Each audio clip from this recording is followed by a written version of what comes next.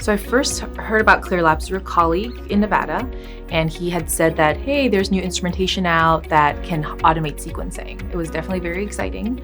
I did some legwork to figure out, hey, is this a system that we can bring into the lab that I was at, which was Alameda County Public Health Lab. And then they brought the instrument in I think late December and got us up and running by late December, early January, I believe, for sequencing.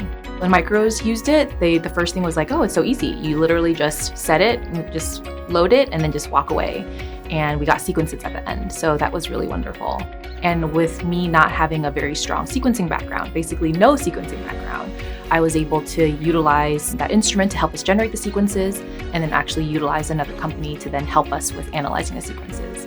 And so that combination really helped to get the Alameda County Public Health Lab up and running for sequencing for COVID. Yeah, it just so happened that one of the recruiters reached out and said that, hey, there's a potential position with the sequencing company in the peninsula. And, they're startup, and he was just kind of explaining the company but didn't provide a name. And then I just kind of asked, I was like, well, if you're able to tell me, is this Clear Labs? And he's like, why, yes, it's Clear Labs. And because of that name recognition, because I purchased the instrument and felt strongly that, hey, this could be a good product for public health, I was then comfortable with taking the interview and then perceiving like, hey, what are some opportunities here?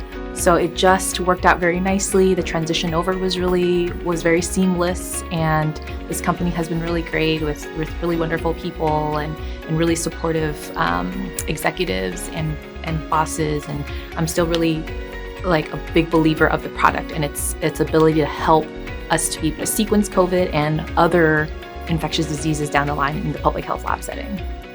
And I think it's going to be so powerful to be able to have that data and do more in-depth surveillance, then combine that data with metadata and, better track outbreaks or better assess whether something stemmed from a food product, whatever it may be.